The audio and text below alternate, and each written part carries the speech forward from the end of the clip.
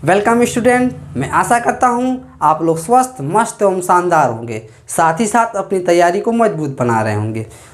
तो दोस्तों, आज हम शुरू करते हैं सेट्स थ्योरी, जो बेहद ही इम्पॉर्टेंट है। ये बेसिकली क्लास 11 का एक सिलेबस में है और ये बेसिक कॉन्सेप्ट है for class 12 as well as in higher mathematics. Okay, तो चलिए बिना देर किए हुए इस बात को स्टार्ट करते हैं। तो आपसे पहले हम ये बताना चाहते हैं कि सेट्स का डेफिनेशन तो बेहद ही आसान है, आपका 5 से 6 वर्ड में आ जाएगा, लेकिन इसको समझना बेहद ही आवश्यक है। तो चलिए देखते हैं। तो आज हम पढ़ने जा रहे हैं सेट्स थ्योरी, इसे बोला जाता है समुच्चय हिंदी में। तो देखिए, आज हम पढ़ते हैं सेट्स। आप अपने डेली लाइफ में सेट्स का बहुत ही उपयोग करते हैं। ओके, जैसे कि डिनर सेट एटसेट्रा, बहुत सारे एग्जांपल आपको मिल सकता है। तो देखिए, तो लेकिन मैथमेटिक्स में इसको कैसे डिफाइन करते हैं? तो कहते हैं a set is collection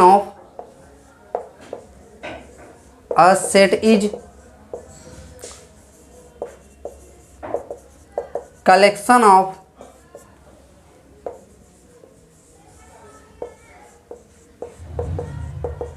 well defined object. Hindi में बोला जाता है वस्तुओं के सुपरिभाषित संग्रह को ही समुच्चय कहते हैं। यहाँ पर हम देख सकते हैं कि जो एक वर्ड आया है पूरा का पूरा वेल डिफाइंड, जिसे हिंदी में कहते हैं सुपरिभाषित, ये अपने आप में ही महत्वपूर्ण है। इस बात को ही हमें समझना इम्पॉर्टेंट है। बेसिकली वेल डिफाइंड एक ऐसा रूल होता है, ऐसा नियम होता है जिसके द्वारा हम जानते हैं कि वह चीज़, कोई भी एलिमेंट, मतलब कोई भी ऑब्जेक्ट उसमें आ रहा है कि नहीं, वही होता है वेल डिफाइंड। अभी इसका मतलब समझाते हैं, पहले थोड़ा इसके हिस्टोरिकल बैकग्राउंड में जाते हैं। तो सेट का फर्स्ट आइडिया एक जर्मन मैथमेटिशियन थे जिनका नाम था जार्ज कैंटर, उनके मन में आया था। उन्होंने ही सेट को डेवलप किया, जैसा कि हम आप मॉडर्न में आप इसको पढ़ रहे हैं। ठीक है, मैं आशा करता हूँ हमें इसके बारे में ज़्यादा हिस्टोरिकल बैकग्राउंड के बारे में नहीं जानना है, बस हमें इतना जानना है कि सेट्स को किसने दिया। तो हम कहते हैं कि जो सेट्स था इसको जर्मन मैथमेटिशियन जार्ज कैंटर ने सन 1845 ईस्वी में इस कॉन्सेप्ट को दिया। तो मैं आशा करता हूँ बस इतना ही इसके हिस्टोरिकल बैकग्राउंड में जानना है, और बाकी सब कुछ जैसे आपके सिलेबस में उसकी रिकॉर्डिंग चलते हैं।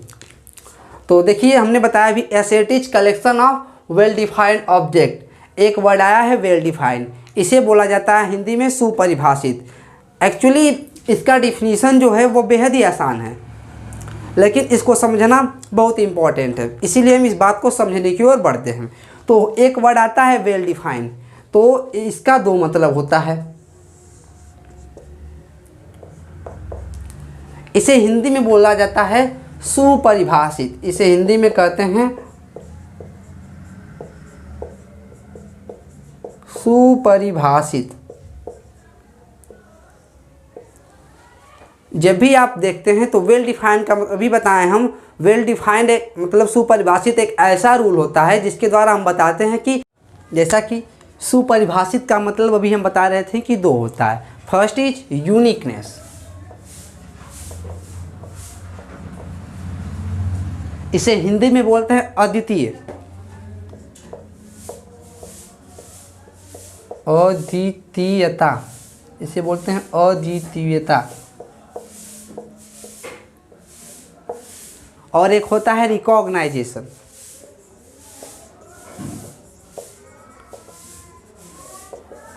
इसे हिंदी में बोलते हैं पहचान। अभी हम कहे हैं वेल डिफाइंड एक ऐसा रूल होता है जिसके द्वारा हमें पहचान पाते हैं कि कोई ऑब्जेक्ट उसमें लाई कर रहा है कि नहीं लाई कर रहा है। ठीक है, तो देखो वो रूल क्या होता है, वो रूल होता है यूनिकनेस, इसे बोला जाता है हिंदी में अद्वितीयता, और इसका मतलब होता है केवल व केवल एक। कहने का मतलब, अगर कोई भी सेट है ना, उसमें कोई ऑब्जेक्ट आ रहा है ना, तो उसके जैसा केवल वही होगा और दूसरा अवयव नहीं होगा। बेसिकली जो उसमें ऑब्जेक्ट आते हैं किसी सेट में, उसे एलिमेंट बोला जाता है उस सेट का, उसे हिंदी में बोलते हैं उस सेट का, उस समुच्चय का अवयव। ठीक है। और ये होता है वह केवल एक होंगे, मतलब उसके जैसा उस समुच्चय में कोई भी नहीं होगा। और इसका सेकंड है रिकॉग्नाइजेशन। रिकॉग्नाइजेशन भी समूह से पहचान पाएंगे, ठीक है, कौन इसमें आ रहा है कौन इसमें नहीं आ रहा है। जैसा कि अगर हम बात करें अ सेट ऑफ मंथ्स, ओके, तो आप जानते हैं कि अ सेट ऑफ मंथ्स, अब सेट, किसी भी सेट को इंग्लिश अल्फ़ाबेट के कैपिटल लेटर के द्वारा हम डिनोट करते हैं। मतलब किसी भी हम समुच्चय को अंग्रेजी वर्णमाला के कैपिटल लेटर, मतलब बड़े अक्षरों के द्वारा हम डिनोट करते हैं, प्रदर्शित करते हैं। जैसे कि इसे हम किसी भी सेट को capital A, capital B, capital C and so on XYZ के द्वारा, किसी भी लेटर के द्वारा हम प्रदर्शित कर सकते हैं। तो मानते हैं कि जो अभी हम बोले अ सेट ऑफ मंथ्स, मतलब महीनों का समूह, ठीक है। तो महीना हम जानते हैं एक साल में कितने महीने होते हैं, 12, 12। तो मानते हैं वो क्या हो, ये हो आपका, थोड़ा इरेज करते हैं इस बात को आप कहीं नोट कर लेंगे, ठीक है ना। तो हम ऊपर की डिफिनेशन को डिलीट करते हैं। तो इसे हिंदी में कहते हैं वस्तुओं के सुपरिभाषित संग्रह को ही समुच्चय कहते हैं। और सुपरिभाषित का मतलब हमने अभी बताया है, सुपरिभाषित का मतलब ऐसा नियम, ऐसा लॉ होता है जिसके द्वारा हमें बताते हैं कि वो सेट में कौन कौन से ऑब्जेक्ट आएंगे, कौन कौन नहीं आएंगे, ये हम बता पाएंगे। बेसिकली यही रूल होता है। और रूल होता क्या है, first is uniqueness and second is recognisation. इसका मतलब हिंदी में कहते हैं अद्वितीयता। अद्वितीयता का मतलब होता है केवल व केवल एक, और रिकॉग्नाइजेशन का मतलब हम पहचान पाएंगे उसको, इसमें कौन एग्जिस्ट कर रहा है कौन नहीं, मतलब कौन इस सेट में आ रहा है कौन नहीं आ रहा है। मैं आशा करता हूँ आप ये बात समझ रहे होंगे। तो इसके डिफिनीशन को इरेज करते हैं। अभी हमने बताया कि जो समुच्चय होता है इसे इंग्लिश अल्फ़ाबेट के कैपिटल लेटर के द्वारा प्रदर्शित करते हैं। आप स्वतंत्र हैं, A to Z में से किसी भी लेटर को लेकर लिख सकते हैं। तो जैसा कि हमने कहा सेट ऑफ मंथ्स, महीनों का समूह, तो इसे हम लिखते हैं A, ठीक है ना। तो इसे हम मझले कोष्ठक में लिखते हैं। अभी बताएंगे इसको सेट को कैसे प्रदर्शित किया जाता है, ठीक है। तो A आपका हो गया, ठीक है। तो इसे हम कैसे लिखेंगे, पहली बात हम लिखेंगे जनवरी, फरवरी, मार्च, अप्रैल, मई, जून, जुलाई, अगस्त, सितंबर, अक्टूबर, नवंबर एंड दिसंबर, ठीक है। इसमें हम कहते हैं इसमें कि 12 ऑब्जेक्ट हैं, ठीक है। और जो सेट में ऑब्जेक्ट आते हैं इसे बोला जाता है एलिमेंट्स, हिंदी में बोला जाता है अवयव, ठीक है। मैं आशा करता हूँ आप ये बात समझ रहे होंगे। तो इस चीज़ को, मतलब कि महीनों के समूह को आप दुनिया के किसी भी कोने में जाकर पूछेंगे तो ये 12 ही आने वाले हैं, ठीक है। ये कभी चेंज नहीं होंगे, ठीक है। तो ऐसा संग्रह ही समुच्चय कहलाता है। तो आइए परिभाषा को सेटिस्फाइड करते हैं। तो कहा जाता है वस्तुओं के सुपरिभाषित संग्रह को ही समुच्चय कहते हैं। अभी हमने बताया कि सुपरिभाषित का 2 मतलब होता है। तो देखो यहाँ पर जनवरी आ रहा है ना, इसमें अ सेट ऑफ, ये क्या है, अ सेट ऑफ मंथ्स, महीनों का समूह है, ठीक है। महीनों का समुच्चय भी बोल सकते हैं। पहले तो ये देखें समुच्चय हो रहा है कि नहीं। देखो जनवरी आ रहा है ना, तो देखो अद्वितीय होना चाहिए। क्या जनवरी के जैसा और कोई महीना होगा, नहीं होगा, ठीक है ना। इसका मतलब जनवरी केवल एक है, मतलब यूनिक है, नहीं यूनिक है। ऐसे भी फरवरी को देख सकते हैं, ऐसे मार्च को देख सकते हैं, अप्रैल को देख सकते हैं एंड सो ऑन, दिसंबर को भी देख सकते हैं। सब महीने अपने आप में यूनिक है, उसके जैसा कोई महीना एग्जिस्ट नहीं करता है, ठीक है। तो ये डिफिनीशन हमारा सेटिस्फाइड हो गया, समझ में आ रहा है। अब देखो यहाँ पर रिकॉग्नाइजेशन का मतलब क्या हुआ, आप पहचान पाओगे कि कौन इसमें आ रहा है। यहाँ पर देखो कह रहे हैं जनवरी इस महीने में है ना, तो हमने क्या कहा है, पहले हमें सेट को बताना पड़ेगा। सेट क्या है, महीनों का समूह है, महीनों का संग्रह है। तो ये महीना आएगा जनवरी, एकदम आएगा, ठीक है ना। फरवरी आएगा, मार्च आएगा, अप्रैल आएगा। क्या इसमें कुत्ता आएगा, नहीं आएगा, हम पहचान पा रहे हैं क्योंकि महीनों का समूह है, ठीक है ना। बिल्ली आएगी, नहीं आएगी, क्यों नहीं आएगी, क्योंकि महीनों में नहीं आता है। बुक आएगा, नहीं आएगा, क्योंकि महीनों में बुक नहीं आता है। शेर आएगा, नहीं आएगा शेर। कलम आएगा, नहीं आएगा। मार्कर आएगा, नहीं आएगा। मैं आशा करता हूँ आप ये बात समझ रहे होंगे। कोई भी संग्रह हो उसे समुच्चय तभी कहा जाएगा जब आप वो सुपरिभाषित हो, वेल डिफाइंड हो, ठीक है। और वेल डिफाइंड का मतलब हो आप यूनिकनेस हो, और सेकंड इज रिकॉग्नाइजेशन। मैं आशा करता हूँ आप ये बात समझ रहे होंगे। अब देखो, अब इसे हम लिखेंगे कैसे, जैसे कि इसमें आ रहा है ना, तो इसे हम लिखेंगे जनवरी इज बिलोंग टू ए, इसका मतलब होता है बिलोंग टू, मतलब से संबंधित है, ठीक है ना। इसे भी और भी एक जनवरी इज एन एलिमेंट ऑफ है, इसे बोला जाता है का तत्व है, ठीक है। मैं आशा करता हूँ ये बात समझ रहे होंगे। अब देखो इसमें जितने अवयव आ रहे हैं ना, जितने ऑब्जेक्ट हैं, ठीक है ना, उसे सेट का एलिमेंट या अवयव बोला जाता है। और इसे जितने नंबर इसमें आ रहे हैं, मतलब सॉरी जितने संख्या है ना, जितने 12 संख्या है ना इनकी, तो इसका क्या कहलाएगा इस सेट का? Cardinality number, okay. Cardinal number भी बोला जाता है इसे, क्या बोला जाता है? कार्डिनल संख्या। इस समुच्चय का कार्डिनल संख्या क्या होगा? जितने हुए 1 2 3 4 5 6 7 8 9 10 11 12 आ रहे हैं ना, तो बोला जाएगा कार्डिनलिटी ऑफ ए इज 12।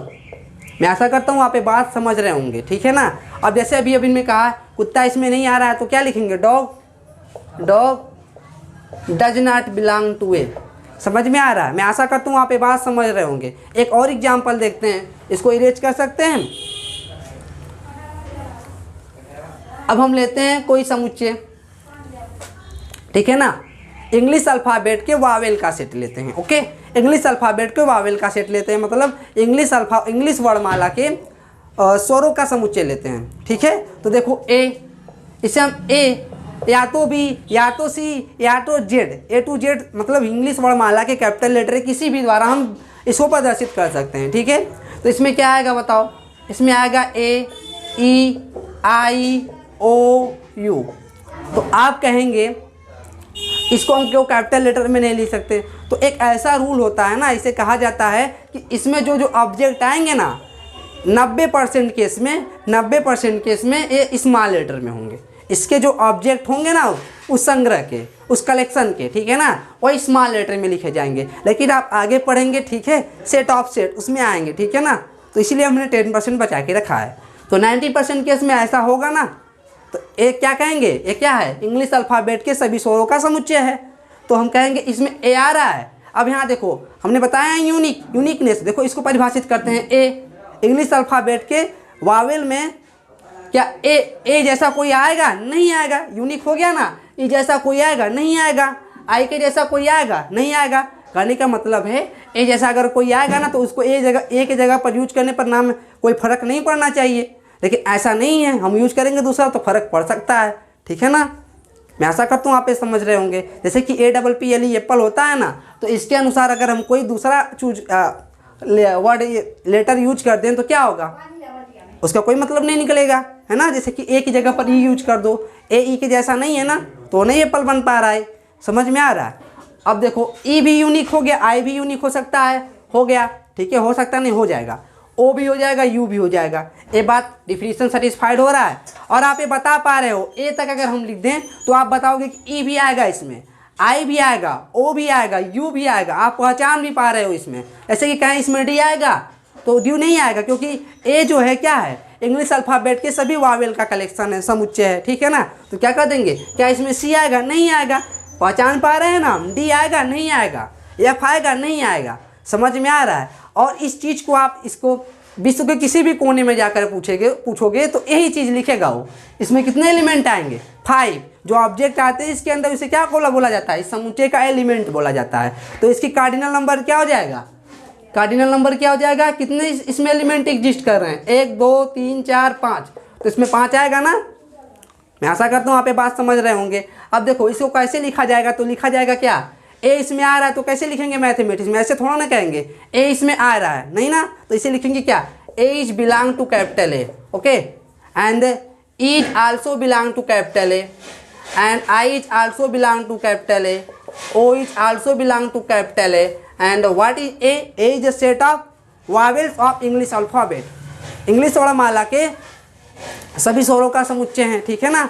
और क्या होगा? यू भी ए में आ जाएगा। अगर हम कहें क्या डी आएगा ए में? तो नहीं आएगा। तो इसे कैसे लिखेंगे? D does not belong to A. मैं आशा करता हूँ आप लोग अब समुच्चय को समझ रहे होंगे। एक ऐसा एग्जाम्पल बताते हैं कि जो समुच्चय ना हो, ठीक है ना, ऐसा संग्रह बताते हैं। तो आप अगर लेते हैं विश्व के सभी खतरनाक जानवरों का समुच्चय, ठीक है ना, समझ में आ रहा है? तो उसको देखो, अगर आप उसे, मैं आशा करता हूँ आप इसको नोट कर सकते हैं, वीडियो को पॉज करके इसको नोट कर सकते हैं, ठीक है। मैं अब आशा करता हूँ आप लोग नोट कर लिए होंगे। तो इसको इरेज करते हैं, ठीक है।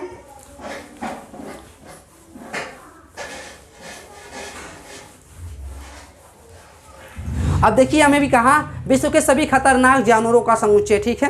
तो अब देखते हैं इसको। ए, इसमें कुत्ता आएगा, मान लीजिए कोई कुत्ते से डरता हो तो उसके लिए वो भी खतरनाक हो गया, है ना। बिल्ली आएगी, एकदम आएगी। अगर उस व्यक्ति को आप इस चीज़ को अगर डिफरेंट व्यक्ति से पूछोगे तो कम से कम एक चीज़ ऐसा हो जाएगा उसमें कि उसमें नहीं होगा, ठीक है ना। यूनिक तो है, सभी चीज़ यूनिक हैं, बट आप पहचान नहीं पा रहे हो कि इसमें कौन कौन आएगा, ठीक है ना। इसमें बिल्ली आएगी तो हो सकता है आपको बिल्ली से मत डर लगता हो, ठीक है ना। चूहे को तो बिल्ली से डर लगता है, ठीक है। तो उसके लिए क्या हो जाएगी, बिल्ली खतरनाक हो जाएगी, समझ में आ रहा है। तो आप इसे किसी से भी पूछोगे वो वही चीज़ होनी चाहिए, ठीक है। मैं आशा करता हूँ आप ये समझ रहे होंगे। अब यूनिक तो है लेकिन रिकॉग्नाइजेशन नहीं हो पा रहा है, उसकी पहचान नहीं कर पा रहे हैं। अगर हम कहते हैं शेर, ठीक है ना, तो हम हो सकता है शेर से डर रहे हूँ। हो सकता है कोई ऐसा व्यक्ति एग्जिस्ट कर रहा हो विश्व में कि वो शेर से न डर रहा हो, वो शेर को खुद पालता हो सकता है ना ऐसा। तो मैं आशा करता हूँ आप ऐसे जिसमें विद्वान आ जाए, बहुत विद्वान, ये सब सारे समुच्चय के अंतर्गत नहीं आता। जैसे कि अगर हम बात कर दें विश्व के सभी विद्वान गणितज्ञों का समुच्चय, ठीक है ना, तो आप किसी व्यक्ति से पूछेंगे तो हो सकता है पर्सन टू पर्सन वेरी कर सकता है, ठीक है। समझ में आ रहा है बात। ऐसा सब चीज़ सेट के अंदर नहीं आते हैं। या बोल दें हम विश्व के सभी अच्छे व्यक्तियों का समुच्चय, तो अच्छी चीज़ को हम परिभाषित ही नहीं कर पाए हैं तो कैसे हम कहेंगे। ये पर्सन टू पर्सन वेरी कर सकता है, मतलब ये चीज़ होना चाहिए, सबके लिए आना चाहिए, वही चीज़ सबके लिए आना चाहिए। जैसे कि हम बोले हैं ना असेटा मंस, ठीक है ना, तो आप इसे विश्व के किसी भी कोने में जाकर पूछेंगे तो वह 12 महीने ही आने वाले हैं उसमें, जनवरी फरवरी से दिसंबर तक के, ठीक है ना, और उसमें नहीं आएंगे। अब मैं आशा करता हूँ आप समुच्चय को अच्छे से समझ रहे होंगे, ठीक है। तो आगे बढ़ते हैं, इसके कुछ सिंबल के बारे में जानते हैं। तो देखिए इसमें एक सिंबल आएगा जिसे ऐसे लिखा जाएगा, तो इसे बोला जाता है क्या, बिलोंग्स टू। इसे क्या बोला जाता है, बिलोंग्स टू। क्या बोला जाता है, बिलोंग्स टू, ठीक है ना। इसे क्या कहते हैं, से संबंधित है, हिंदी में कहते हैं क्या, से संबंधित, या इसे एक और नाम से जानते हैं इज एन एलिमेंट ऑफ, ठीक है ना, is an element of that particular set, okay, मतलब किसी विशेष समुच्चय का वो अवयव होगा, ठीक है। और एक सिंबल क्या आता है, इसे बोलते हैं, जैसा ए बनाते हैं ना, ए को उल्टा कर दीजिए, ठीक है ना, तो क्या हो जाएगा, इसे बोला जाता है फॉर एवरी, फॉर एवरी या फॉर ऑल, प्रत्येक के लिए, ठीक है ना, इसका मतलब होता है प्रत्येक के लिए, फॉर एवरी या फॉर ऑल। मैं आशा करता हूँ आप ये बात समझ रहे होंगे। और एक होता है क्या, एक ऐसे लिखते हैं, ठीक है ना, या एक खड़ी पाई के जैसा होता है, खड़ी लाइन के जैसा होता है। इसका क्या मतलब होता है, इसका यही मतलब होता है सच डैट। क्या होता है मतलब, सच डैट। मैं आशा करता हूँ आप ये बात समझ रहे होंगे। इसका मतलब क्या होता है, इसका मतलब होता है प्रत्येक के लिए, हिंदी में आप लिख सकते हैं इसको प्रत्येक के लिए। सच डैट का मतलब इस प्रकार, ठीक है ना, इस प्रकार होता है। मैं आशा करता हूँ आप ये बात समझ रहे होंगे। आप इसको नोट कर सकते हैं, वीडियो पॉज करके इस चीज़ को आप नोट कर लीजिए, ठीक है। तो चलिए, मैं आशा करता हूँ आप लोग नोट कर चुके होंगे। आगे बढ़ते हैं, ठीक है, इसको इरेज करते हैं। अब कुछ देखते हैं,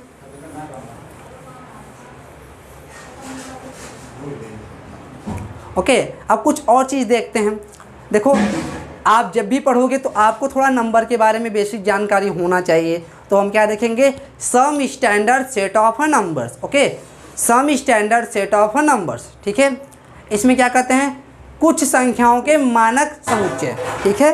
तो आप पढ़े होंगे प्राकृतिक संख्याओं का समुच्चय, इसे इंग्लिश में बोला जाता है सेट ऑफ नेचुरल नंबर। इसे हम कैपिटल एन के द्वारा प्रदर्शित करते हैं। देखो, तो क्या लिखेंगे, some standard set of numbers, Hindi में क्या कहते हैं, कुछ मानक समुच्चय, संख्याओं का कुछ मानक समुच्चय, ठीक है ना। तो लिखते हैं इसको, सम स्टैंडर्ड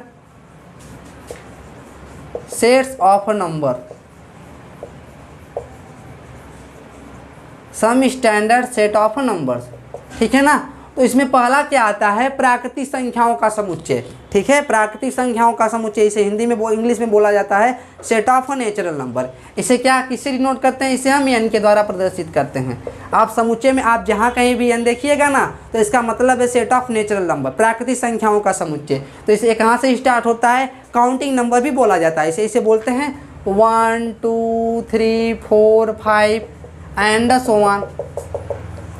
मैं ऐसा करता हूँ, आप ये समझ रहे होंगे, ये आप पिछली क्लास में भी पढ़े होंगे। सेट ऑफ नेचुरल नंबर ये क्या होता है, 1 2 3 4 5 6 एंड 7 एंड सो ऑन, मतलब ऐसे चलता जाएगा ये बात। ठीक है, इसमें देखो अगर हम इसकी कार्डिनलिटी पूछे तो क्या होगा, आप नहीं बता पाओगे है ना, तो इसकी कार्डिनलिटी क्या हो जाएगी, 0 हो जाएगी। ठीक है ना, मतलब इसे करने का मतलब ये नहीं इसमें 0 एलिमेंट होंगे ना, इसमें बहुत सारे अवयव होंगे जितना कि आप जानते नहीं हैं। ठीक है ना, वो परिभाषित होगा। ठीक है ना, बहुत सारे इसमें अवयव एग्जिस्ट करेंगे। ठीक है, अब देखो, अब इसे देखो 1 बिलोंग टू एन बोला जा सकता है ना, 2 बिलोंग टू एन बोला जा सकता है, समझ में आ रहा है। तो देखो 1/2 इसमें आएगा, नहीं आएगा, तो इसे क्या लिखेंगे, 1/2 डज नॉट बिलोंग टू, या 1/2 is not element of set of natural number. 1/2 एक प्राकृतिक संख्या नहीं है, समझ में आ रहा है, देख रहे हैं आप।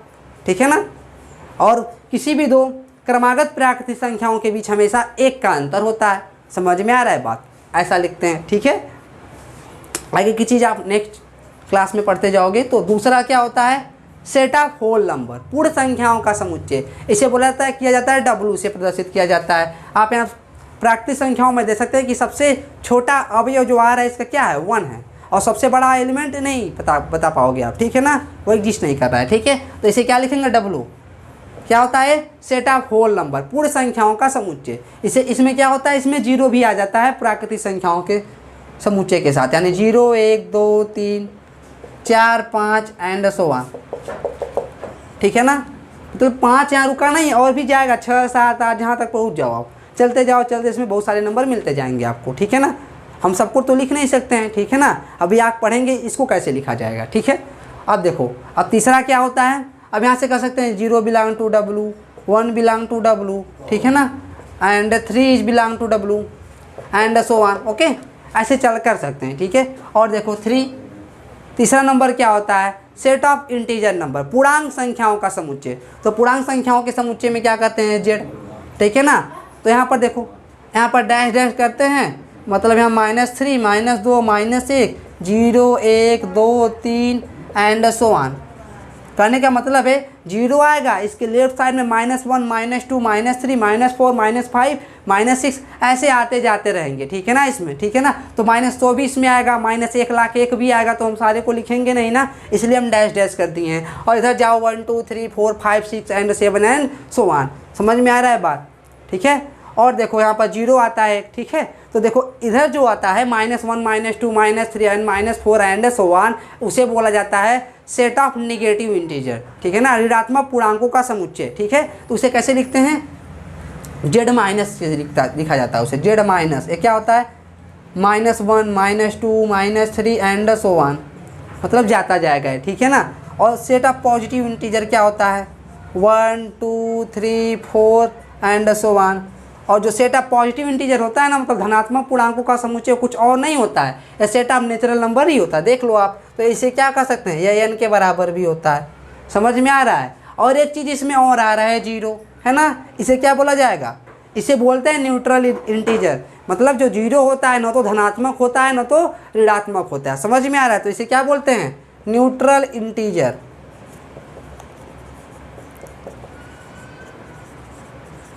उदासीन पूर्णांक, हिंदी में क्या कहते हैं, उदासीन पूर्णांक। मतलब कहने का मतलब है, न तो ये पॉजिटिव होता है न तो ये निगेटिव होता है। समझ में आ रहा है, इसीलिए क्या बोला जाता है इसे, उदासीन पूर्णांक। मैं आशा करता हूँ आप ये समझ रहे होंगे। ठीक है, तो हम इसको इरेज कर सकते हैं। आप 1 मिनट के लिए इसको लिख लीजिए, वीडियो पास करके इसको लिख लीजिए। ठीक है, देखिए Z- set of negative integer ऐसा होगा, Z+ set of positive integer. आप ऐसा यहाँ पर देख सकते हो। ठीक है, तो इसमें कहेंगे जो सेट ऑफ निगेटिव इंटीजर में होता है, इसमें सबसे ग्रेटेस्ट एलिमेंट, मतलब सबसे बड़ा अवयव क्या है, -1। सबसे छोटा इसमें नहीं एग्जिस्ट कर रहा है ना, जो माइनस में होती संख्या उसका उल्टा हो जाता है। समझ में आ रहा है, इसीलिए। अब देखो Z+ क्या होता है, 1 2 3 4 5। और सेट ऑफ पॉजिटिव इंटीजर में सबसे बड़ा पूर्णांक क्या होता है, बता पाओगे, नहीं बता पाओगे, क्योंकि ये सेट ऑफ नेचुरल नंबर ही होता है। ठीक है ना, सबसे छोटा पूर्णांक पूछें तो क्या हो जाएगा, सबसे छोटा पॉजिटिव पूर्णांक। सबसे थोड़ा पॉजिटिव इंटीजर क्या होगा, तो 1 होगा। समझ में आ रहा है बात। और 0 क्या होगा, नाइदर पॉजिटिव नॉट नेगेटिव, मतलब ये तो उदासीन होता है ना, मतलब ना तो धनात्मक होगा ना तो ऋणात्मक होगा।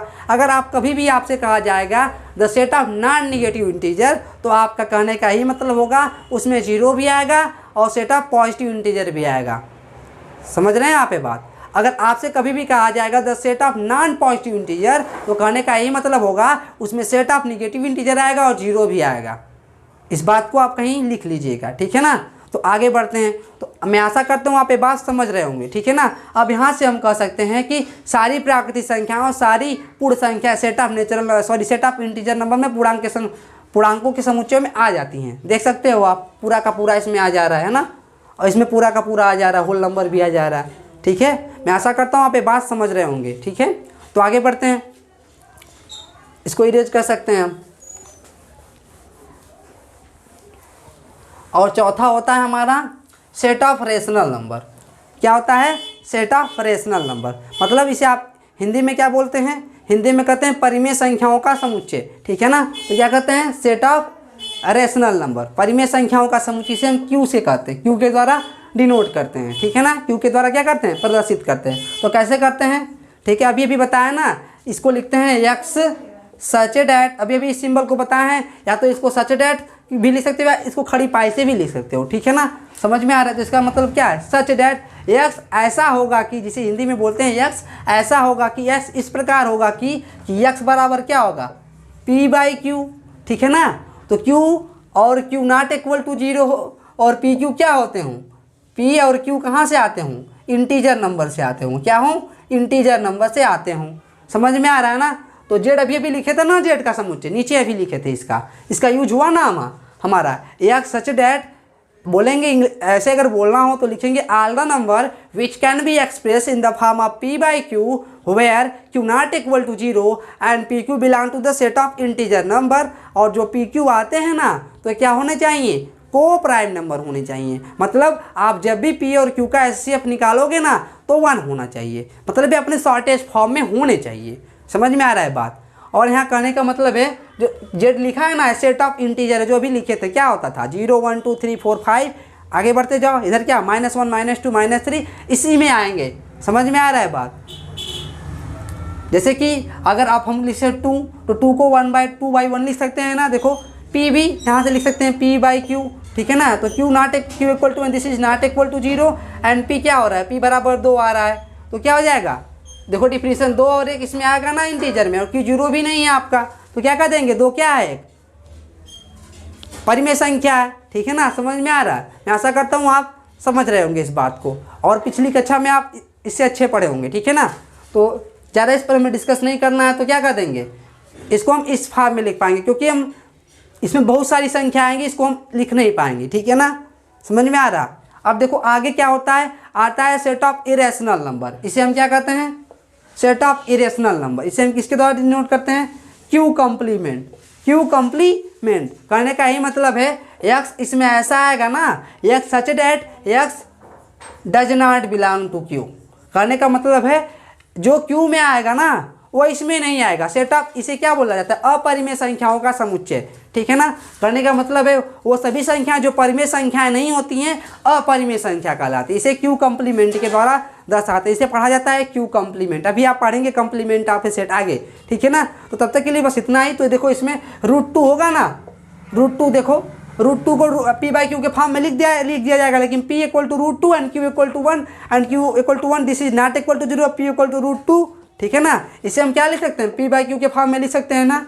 देखो तो क्या आ गया, पी बराबर √2 हो गया, और क्यू बराबर क्या हो गया, 1। हम जानते हैं कि 1 0 न के बराबर नहीं है, लेकिन क्यू बराबर √2, पी बराबर √2 आ रहा है। अंदर √2 जेड में नहीं आने वाला, क्योंकि जेड में कैसे एलिमेंट आते हैं, 0 1 2 3 -1 2 -3 एंड सो ऑन, इधर बीच प्लस सो ऑन, ठीक है ना।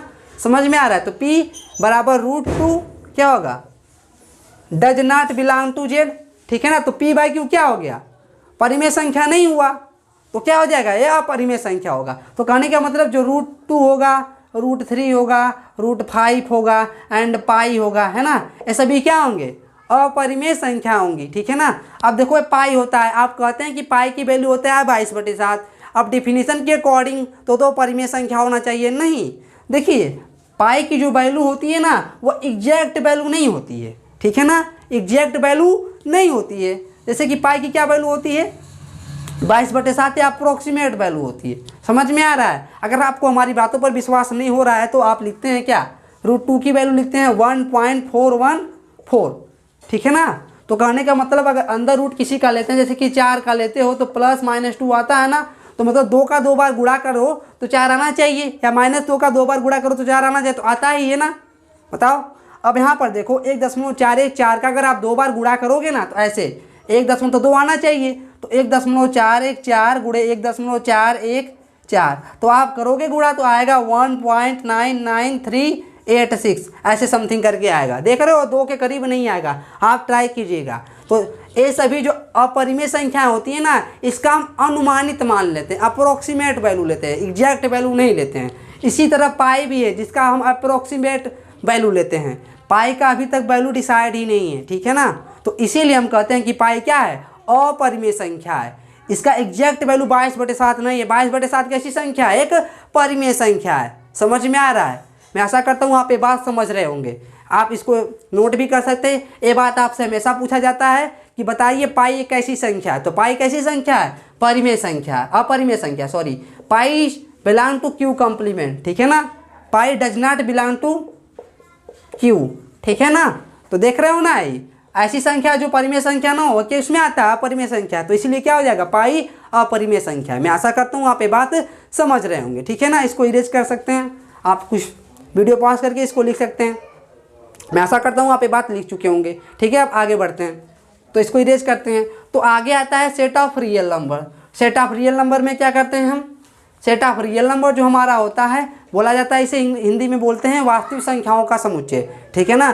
तो हम कुछ और नहीं कहते हैं कि वे सभी संख्या जो परिमेय हो या अपरिमेय हो क्या कहा जाता है, रियल नंबर कहलाया जाता है। आप जब इंटरवल पढ़ लोगे ना तो इसको अच्छे से डिफाइन करेंगे सेट ऑफ रियल नंबर को, ठीक है ना। तो क्या कहते हैं, x such that x either x belong to P Q और x belong to Q complement.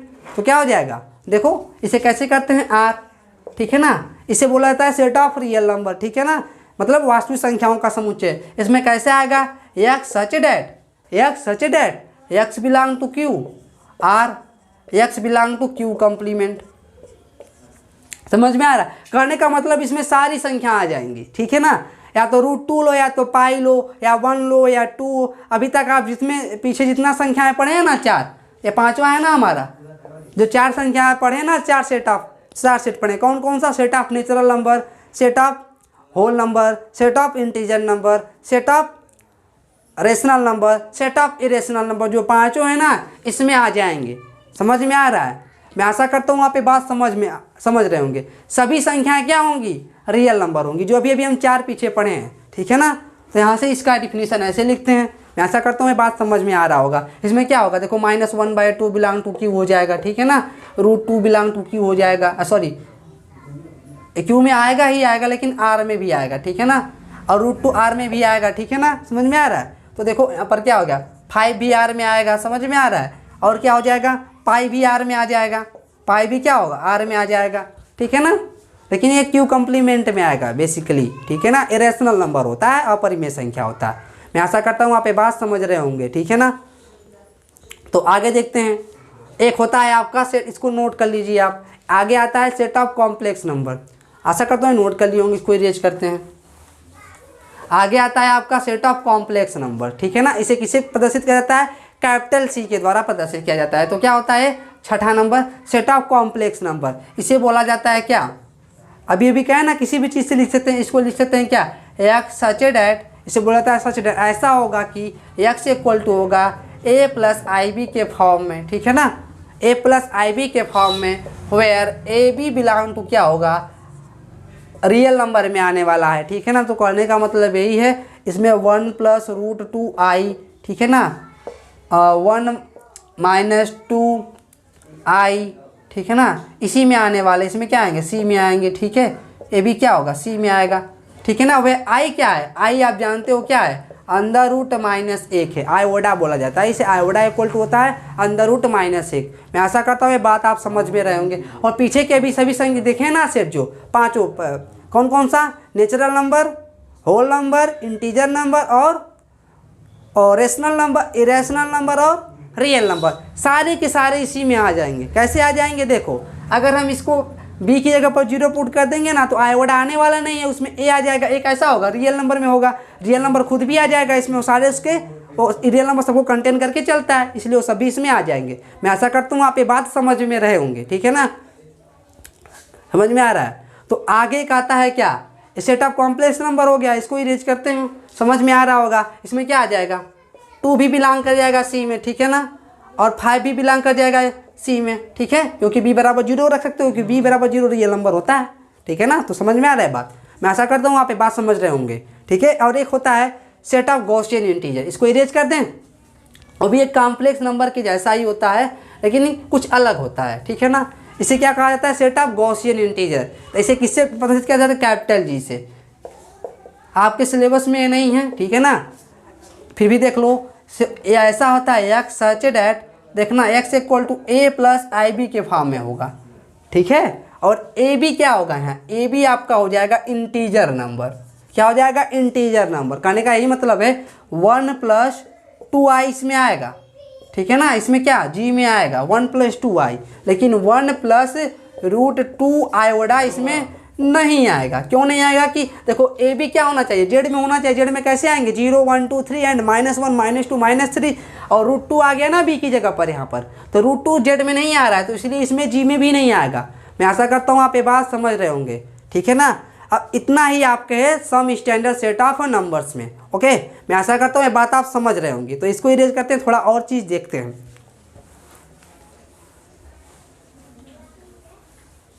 तो आगे क्या होता है,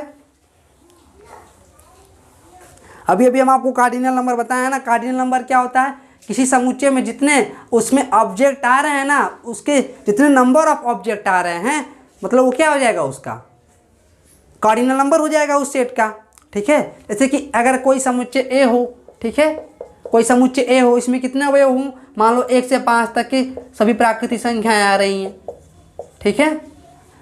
1 से 5 तक की सभी प्राकृतिक संख्याएं आ रही है ना, तो क्या कर देंगे, तो इसकी कार्डिनल नंबर क्या हो जाएगा, कितना है, 1 2 3 4 5, इसमें 5 एलिमेंट आ रहे हैं, 5 ऑब्जेक्ट आ रहे हैं। इसे क्या कहा जाएगा, इस सेट का, इसके इस सेट का प्रत्येक को क्या कहा जाएगा, एलिमेंट बोला जाएगा, अवयव बोला जाएगा। तो इसका कार्डिनल नंबर को किससे प्रदर्शित करते हैं, नंबर ऑफ ए, मतलब cardinality of A is equal to, या बोलते हैं आर्डर ऑफ ए, या बोलते हैं क्या, इसको बोलते हैं, इसको आर्डर ऑफ ए, ठीक है ना, समझ में आ रहा है। इसको बोलते हैं इस समुच्चय का क्रम, ठीक है। ये क्या हो जाएगा, कितने इसमें एलिमेंट आ रहे हैं, 5, तो 5 हो जाएगा। समझ में आ रहा है बात, ऐसा करता हूँ आप बात समझ रहे होंगे, ठीक है ना। अब बताएं अभी 1 is belong to A, 2 is belong to A, मतलब एक अवयव है ए का, तो हिंदी में इसे लिखते हैं, ऐसे बोलेंगे ना, तो या इंग्लिश में बोलेंगे। तो लेकिन हम मैथमेटिक्स में कैसे इसे लिखेंगे, तो मैथमेटिक्स में हम कहेंगे 1 is belong to A and 2 is also belong to A and 3 is also belong to A, 4 is also belong to A and 5 is also belong to A. देखो 1/2 इसमें नहीं आ रहा है ना, 6 भी नहीं आ रहा, तो 6 क्या लिखें, does not belong to A, 8 does not belong to A, ठीक है। मैं आशा करता हूँ आप ये बात समझ रहे होंगे, ठीक है। अब हम देखते हैं कि समुच्चय को कितने प्रकार से लिखेंगे, ठीक है ना। तो लिखेंगे क्या, तो हम आइए इसको पहले इरेज करते हैं, आप इसको नोट डाउन कर लीजिए, ठीक है, इरेज कर सकते हैं।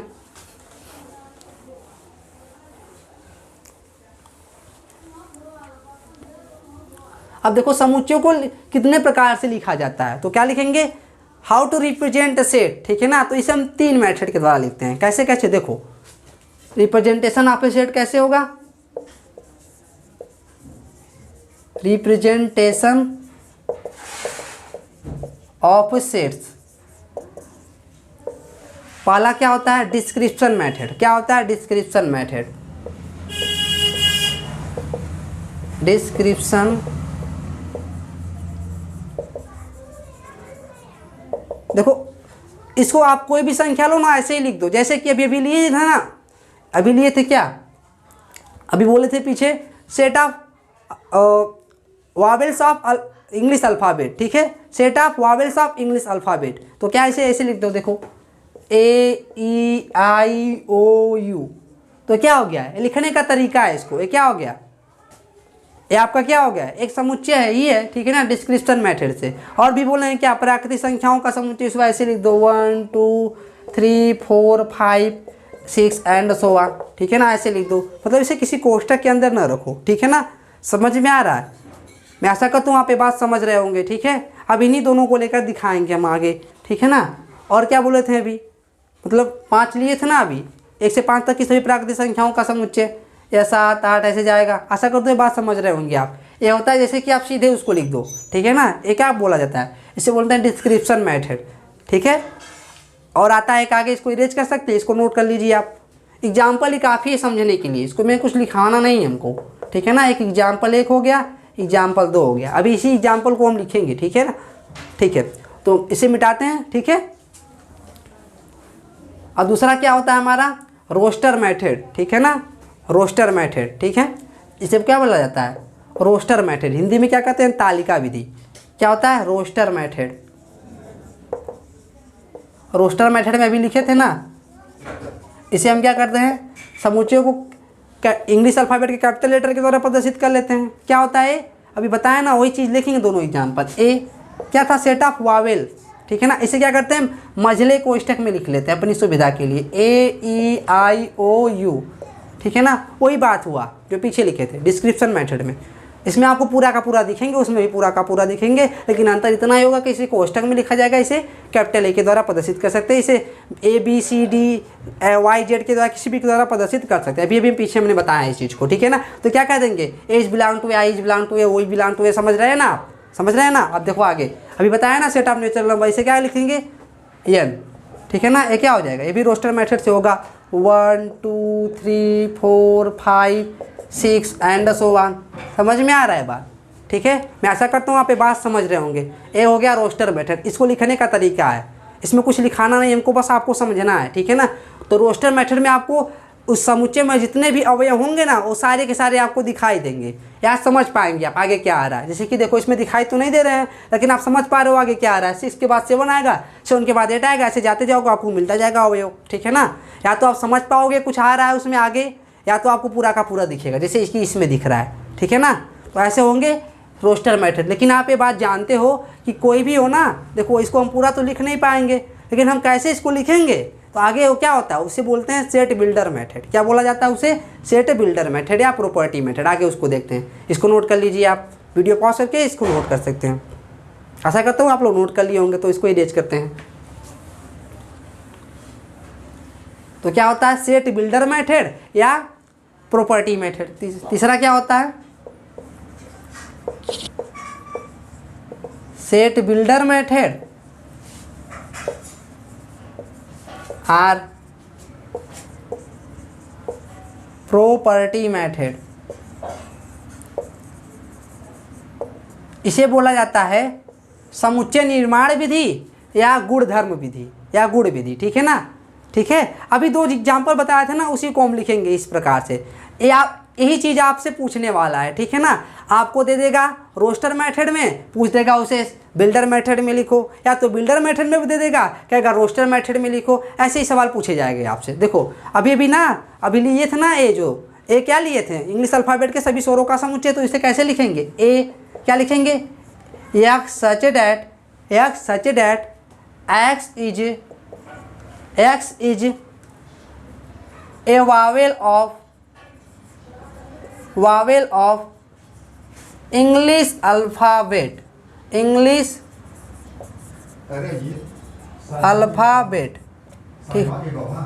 ठीक है ना। समझ में आ रहा है। इसको लिखेंगे x such that x is a Wavell of English alphabet. तो इंग्लिश अल्फ़ाबेट में कितने वावेल होते हैं, ए आएगा इसमें, देखो ए आएगा इसमें, आ रहा है वावेल है, बी आएगा, नहीं आएगा, बोल पा रहे हो ना, देखो वही चीज़ आ जाएगा। अभी ए आएगा इसमें, बी आएगा, नहीं आएगा, ऐसे करते जाओ। सी आएगा, नहीं आएगा इसमें क्योंकि वावेल नहीं है। डी आएगा, नहीं आएगा।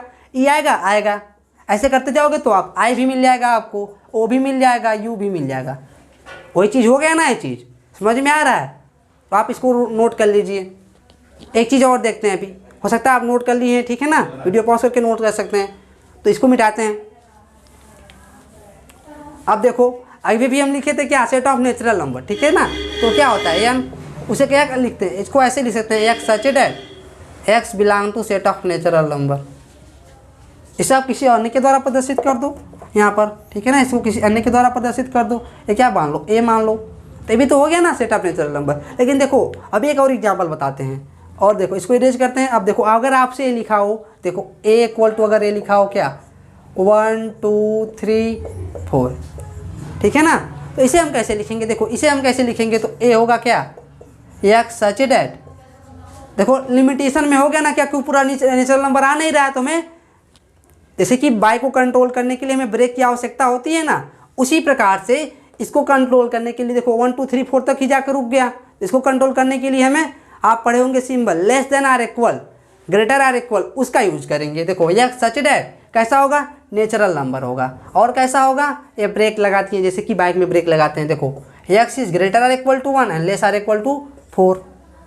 अब देखो, अब यहाँ देखो इसमें आ रहा होगा, देखो 1 आएगा, देखो 1 नेचुरल नंबर में आएगा, 1 भी आ जाएगा। अभी देखना 1 आ रहा है इसमें, एकदम आ जाएगा, ठीक है ना। नेचुरल नंबर में आ रहा है, इसमें भी आ रहा है। 1 is greater or equal to and less or equal to 4 है ना, इसमें से कोई भी एक करेक्ट हो जाएगा तो ऑटोमेटिक करेक्ट हो जाएगा, ठीक है ना। आप जानते हो इसका क्या मतलब होता है, X is greater or equal to 1 and less or equal to 4, समझ में आ रहा है।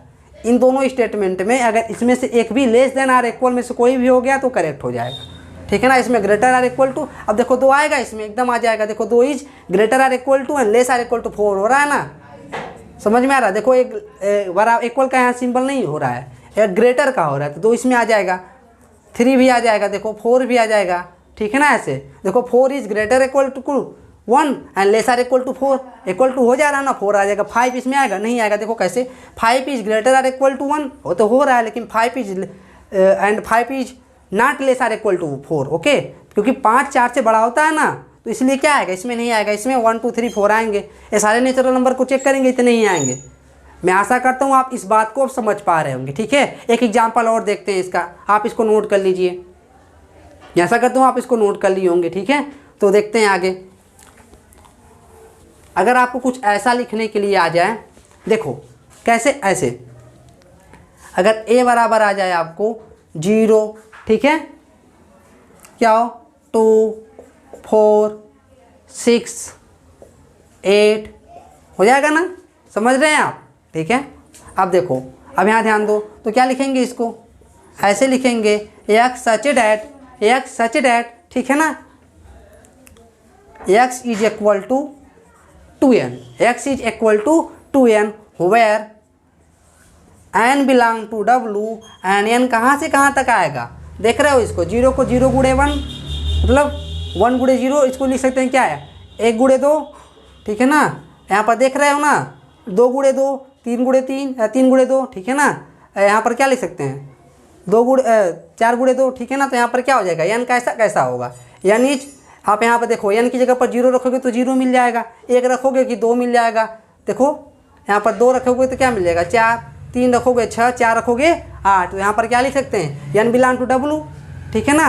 और n कैसा होगा 0, और w में मतलब सेट ऑफ पूर्ण संख्याओं में सेट ऑफ होल नंबर में 0 आता है ना, इसीलिए लिखे हैं w, नेचुरल नंबर नहीं लिए हैं। तो कैसा होगा 0 n is greater or equal to 0 and less or equal to 4। अब देख लो यहाँ पर अगर n की वैल्यू 0 पुट करोगे, w में आता है 0 भी, ठीक है ना। तो यहाँ पर क्या मिल जाएगा आपको 2n जैसा होगा, x में कैसा एलिमेंट होगा 2n जैसा, 2n में क्या होगा, अगर 0 रखोगे तो 0 मिल जाएगा आपको, ठीक है ना। 2 का गुणा 0 में करोगे 0 हो जाएगा। अगर 1 रखोगे इसमें तो क्या होगा, 1 इसमें आ रहा है, एकदम आ रहा है, ठीक है ना।